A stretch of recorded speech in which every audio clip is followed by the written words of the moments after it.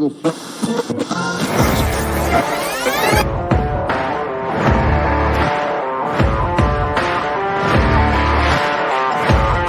great, but being different for the sake of being different, I'm not a big fan of, right? If you just want to be different for the sake technology of it. Technology, I would hide behind it. And you start to hear some of their challenges, and yes. Because it speaks to the core of who you are and what drives you forward. Because what makes you different is what drives you.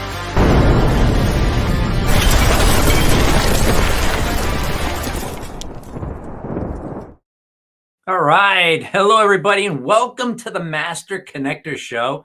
I'm your co-host, Rob Genovese. And look, we are coming at you every Wednesday, 1 p.m. Eastern Time, always with amazing, amazing guests. And we were just backstage before the show was starting and talking about all the amazing guests that my co-host Steve Spiro brings on. We are booked well into 2025 with great guests who are accomplished in many different areas. I mean, the people we have on, they're the cream of the crop. They're speakers, they're TEDx speakers, they're authors.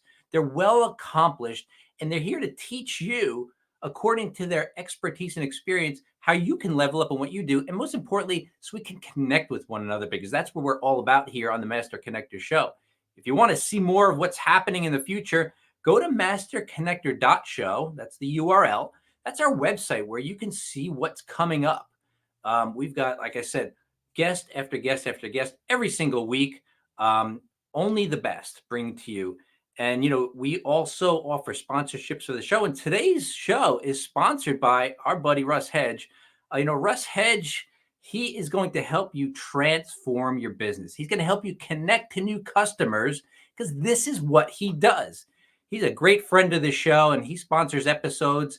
So we appreciate you, Russ Hedge. Go to russhedge.com to find out more about how to get in contact with him to transform your business. And if you do want to sponsor an episode, like I said, go to masterconnector.show, go to sponsor an episode, and you can hit us up over there to learn more about how that happens. So listen, Steve and I, we are two former shy guys. So if you're shy, you can win.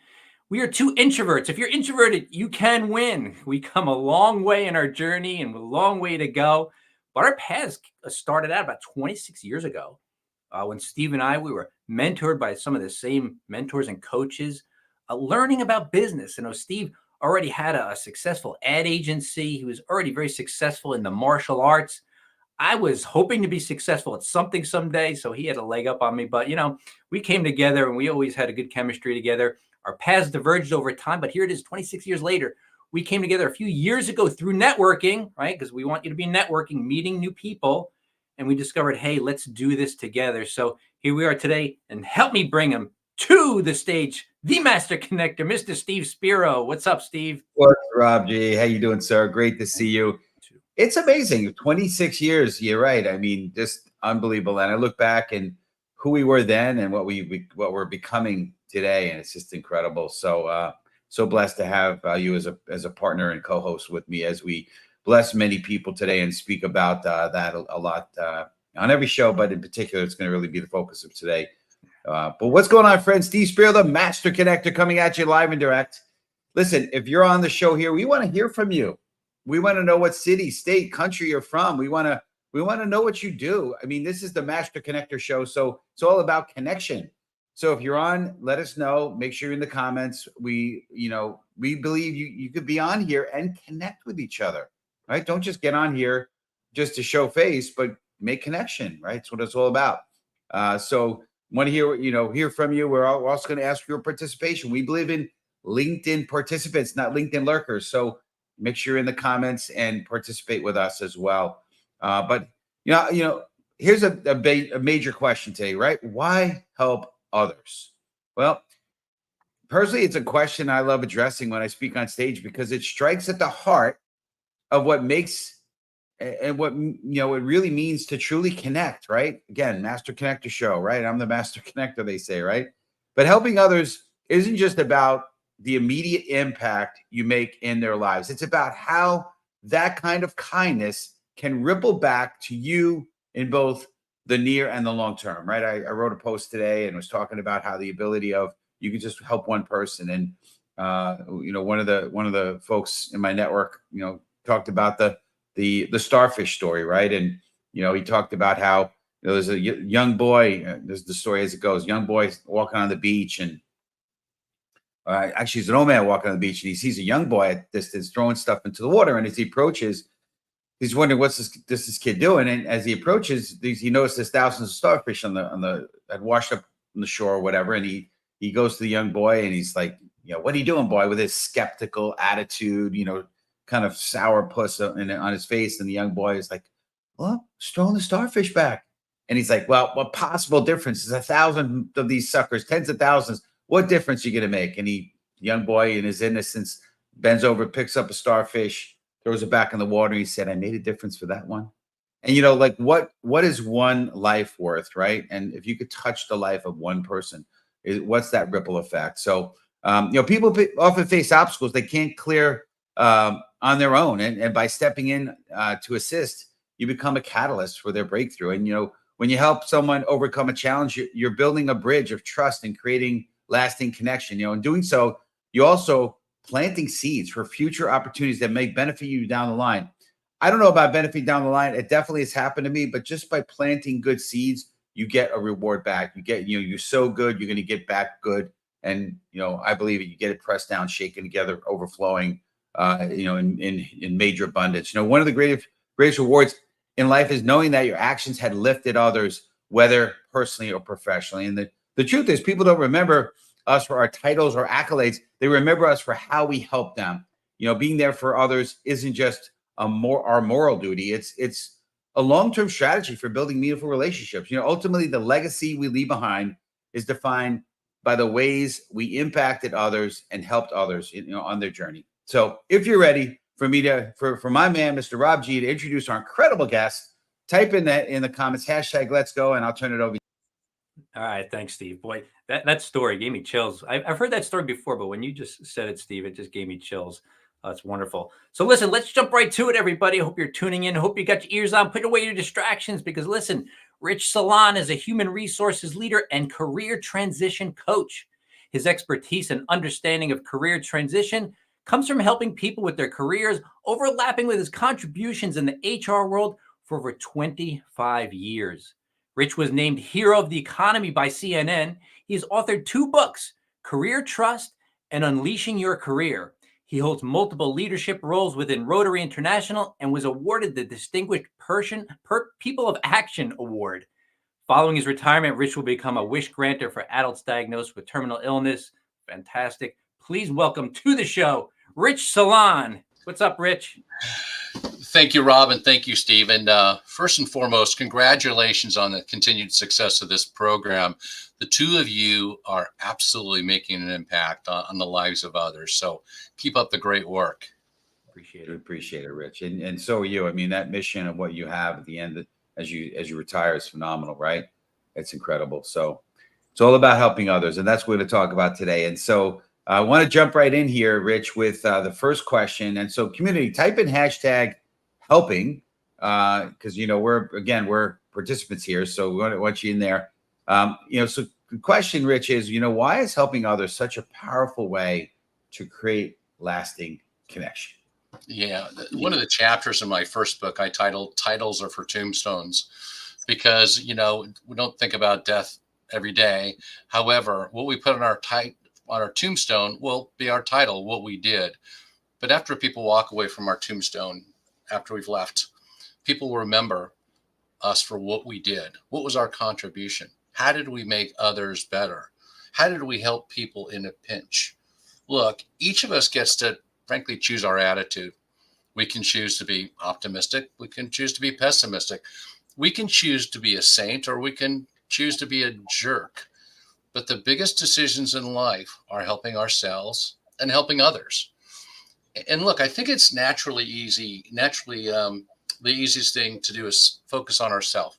We have our security to worry about, our safety, our family relationships, but there is plenty of time for both.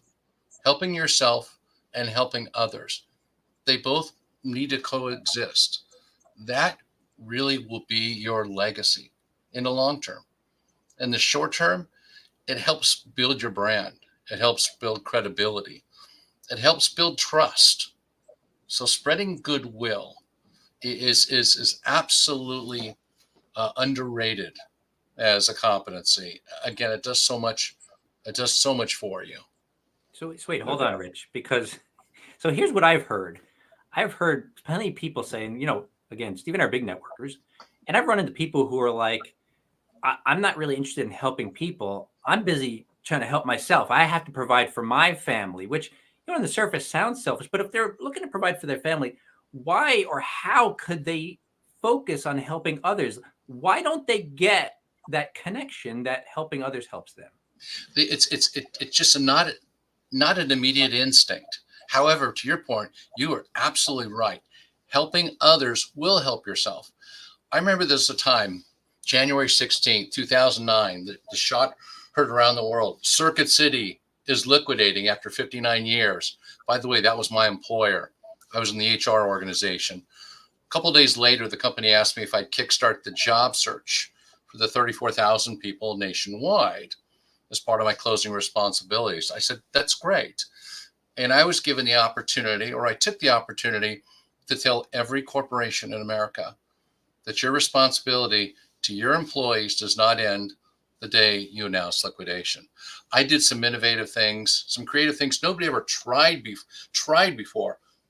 First thing I did is I put my own job search on hold to take care of the masses.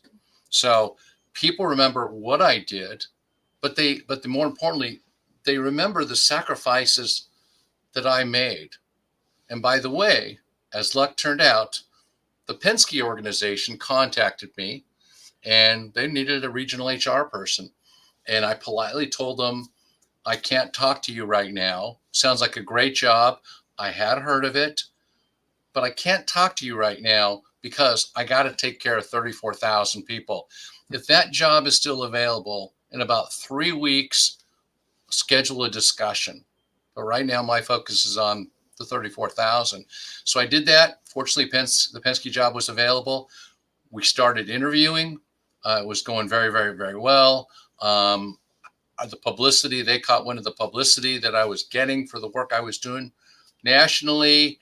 They took a real keen interest in it. They made me a jaw dropper of an offer. It was absolutely amazing. I'd always heard the Penske organization is one of the best in our country and likely our world. But they came through. They did some amazing things. So while my efforts were taking care of others, an organization took care of me. So again, helping others is absolutely priceless. No doubt. Yeah, I heard it said, when you do pass, and you said a lot of amazing things, but the one that struck is the kind of your legacy, right? And when you pass, two things when they do make your tombstone, what's in that dash, right? When you were born, when you passed, what's that dash, and what did you do during that dash? And then also the other piece of it that I think about a lot is, we don't have kids, but what are you passing on?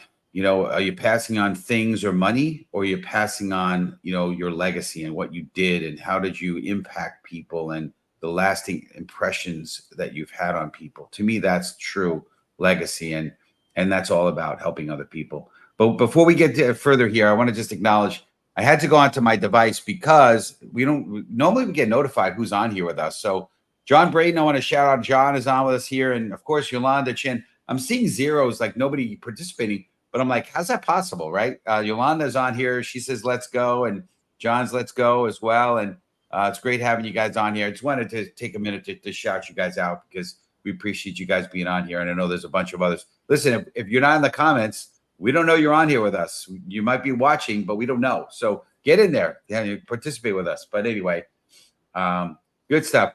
All right. Well, let's keep it rolling here. I want to talk about, challenges or obstacles, right? We all go through stuff, right? We all have, I heard that, the word success, right? Rob talked about winning, right?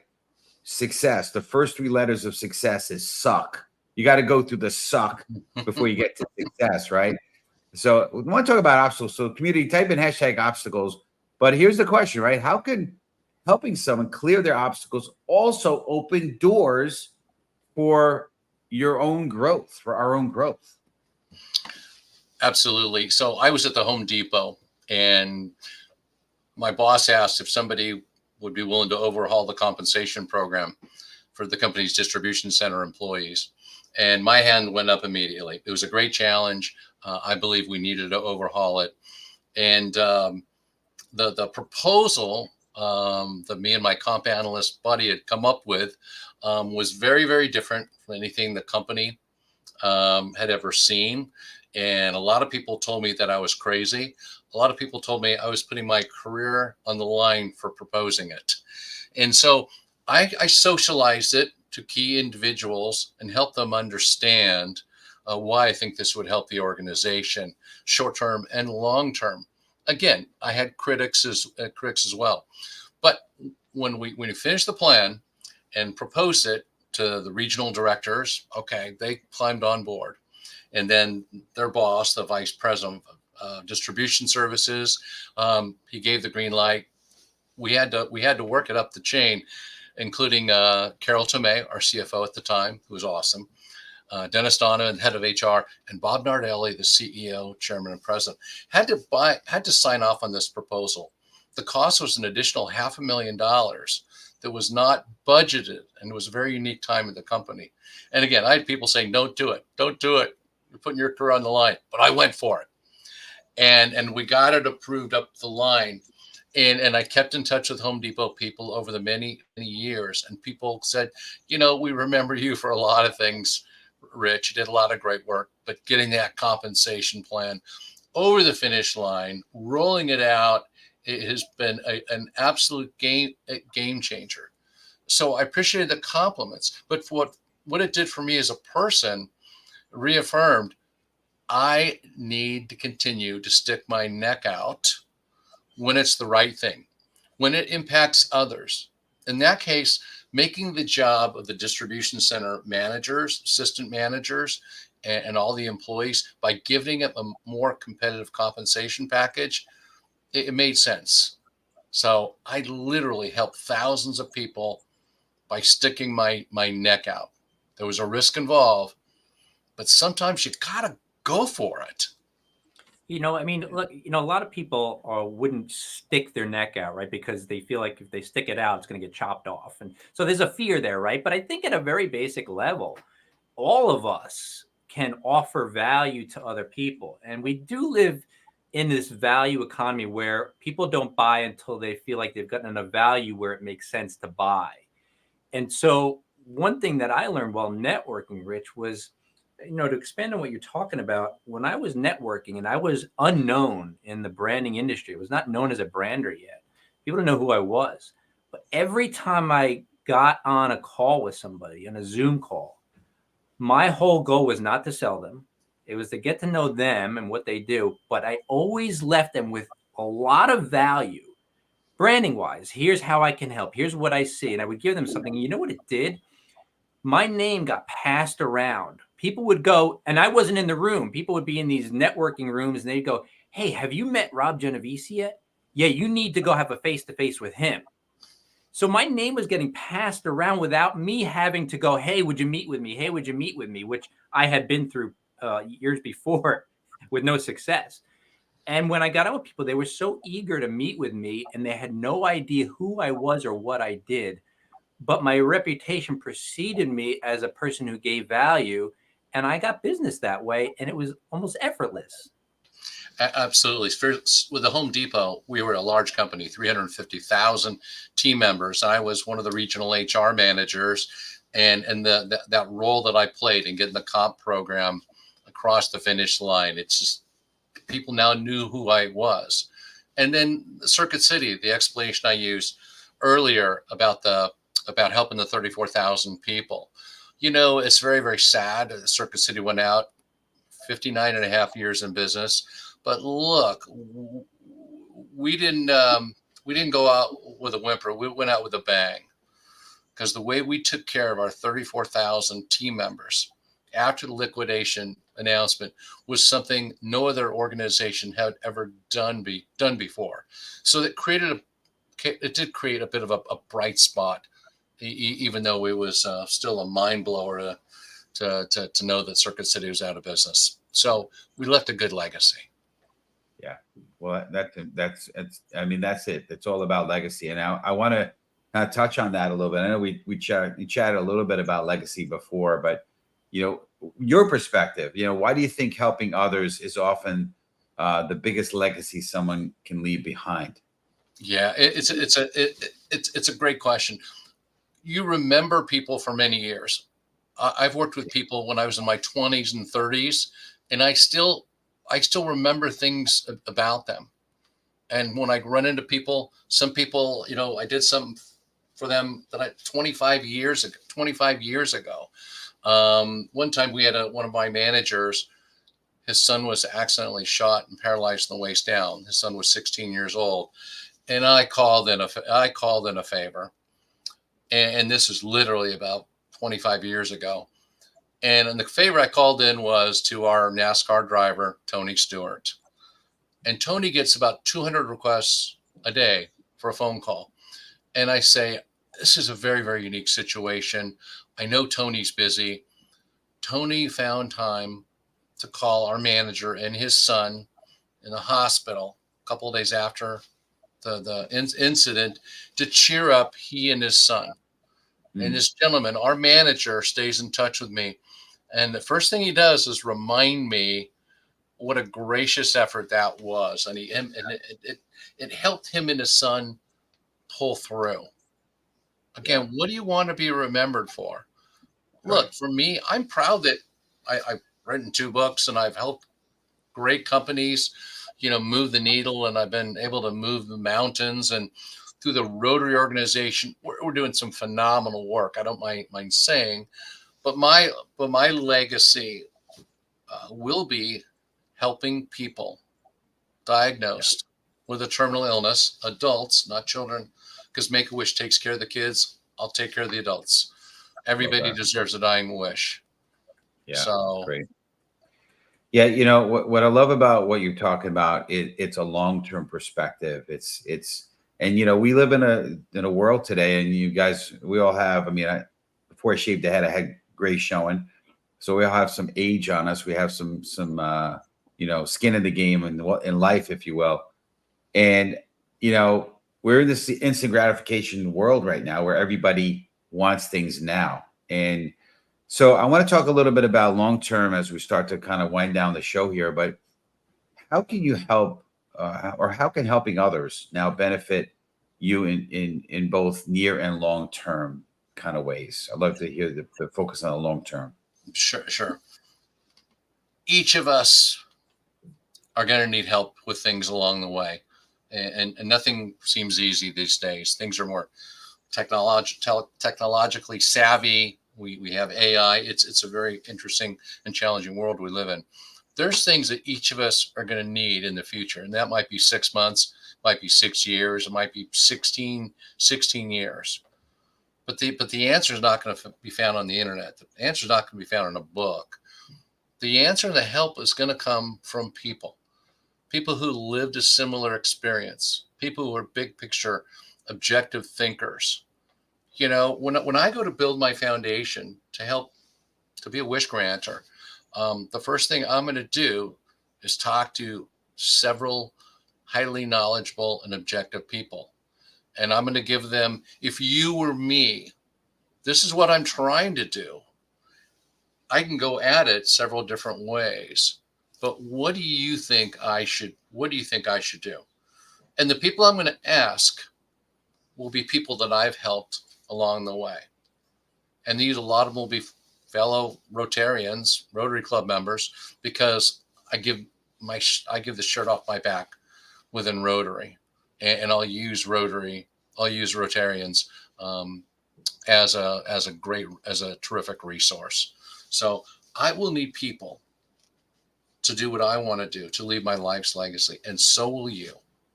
It is what it is. Love it. Well, listen, I know that speaking of giving and, you've got an offer. So Rob, you want to speak to that a little bit? Yeah, I just want to tell our audience, look, Steve works hard at bringing us amazing guests like Rich to us every single week. People who are adding value, and Rich completely epitomizes the whole notion of, give, help other people, and honestly, it comes back to you. And so he's going to offer some more value to us right now. So, Rich, you have a giveaway for our audience, right? I've never turned down request to help anybody with their career search. I help people nationwide. Call me. Everybody is at a different point in their careers. Some people are happy. Some people are less than fulfilled. If you're not fulfilled, if you're trying to do something else, if you're considering to do something else, if you're trying to figure out what you should be pursuing, call me. Again, my career purpose is to help people find the level of career fulfillment they want. And I hate to see talent not being fully utilized. You deserve to be doing what you want to be doing. You want to be doing things that make the most impact. Unfortunately, there's some forces that might be against you. I will help you. All you got to do is connect with me. LinkedIn is a great start. Don't be shy.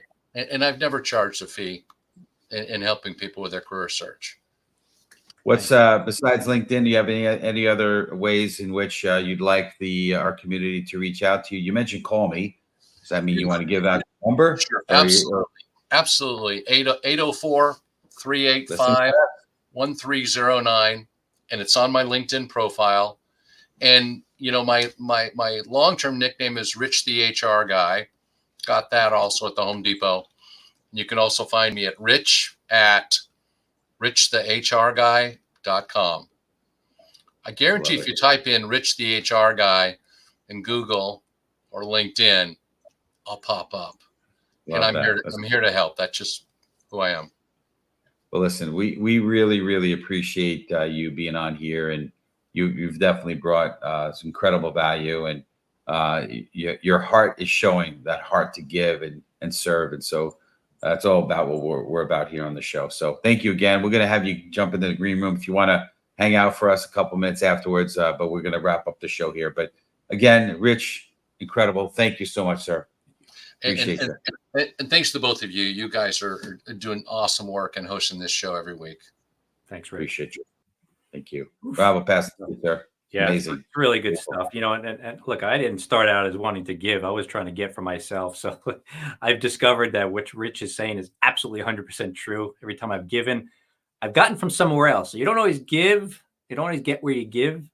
Sometimes you get from somewhere else you didn't expect. But anyway, listen, as we wind down here, I want to tell you, you're learning from experts here, and you're learning from people's adversities too. And, my co-host, my buddy, Steve Spiro, he wrote a book called The Tao of a Master Connector. Well, you're going to want to pick up this book because it says his wisdom in overcoming. By the way, Steve doesn't talk about this a lot, but he has said it publicly. He's dyslexic. The guy wrote a book, right? He's got dyslexia. We were both picked on as kids, a lot of overcoming stuff as introverts and shy guys, former shy guys. But pick up Steve's book, The Tao of a Master Connector. Find out the way an introvert became a master connector, because I know there's a lot of you out there that are like us and need to hear some of that wisdom to help you overcome. So I'm going to turn it back over to Steve. I appreciate that. Yeah, it's crazy. And thank you for pointing that out. I look at obstacles as an adversity that will give us other opportunity as well. You make great things out of it. My dyslexia, I didn't write the book, by the way. It was transcribed videos. So that was my workaround. I did a little bit of writing, but listen, it allows us to be creative. In my case, the dyslexia maybe helped me be creative to be able to figure out, okay, what's going to be the best way to overcome this. And I think it's been one of the biggest blessings for me, and my introversion, my dyslexia, all those things. So, but appreciate you big time. And so we're excited because next week will be episode 182. And it's going to be Wednesday, October 2nd, as we move into a new month, with an incredible guest, Roderick Jefferson, on the 2% mentality. So check it out. Same bad time, same bad channel. You don't want to miss it. And obviously, if you're interested, as Rob said in the beginning of the show, if you're interested in learning more about the episodes or learning how to be a sponsor like our friend Russ Hedges, which, by the way, I'm going to see Russ in a few weeks. He's coming to the city, and I get a chance to meet him in person for this, which is incredible for me because we've known each other for quite a while and virtually, but now we're going to meet each other personally. So it's going to be pretty incredible. But go to masterconnector.show to learn how to be a sponsor as well as about future upcoming episodes. And Rob's right, we're booked out all the way till June of 2025. It's crazy. We just need to update the site, but we're getting there. So anyway, I want to close with a few things I thought here, right? So during the 2010 Haiti earthquake, a young engineer named Fritz Pierre, I think, Luis, if I'm saying that right. My French friends here, don't write me letters. Don't hate me. I do the best I can. He helped build his community despite losing his home and nearly everything he owned. He created temporary shelters and used his skills to restore essential services, not for profit, but to help his fellow citizens rise from devastation. His selfless actions inspired others to join him, showing how one person's determination to help can create a ripple effect of hope and resilience in the face of overwhelming odds. Listen, folks, it's our turn to be that light, to be the inspiration to others, to help others, to stick our hand out and pull people up. Don't try to push them down. Let's pull people up. Let's be that light. And we'll see you next week. Love you guys. Appreciate you guys. And you start to hear some of their challenges. And yes, because it speaks to the core of who you are and what drives you forward. Because what makes you different is what drives you.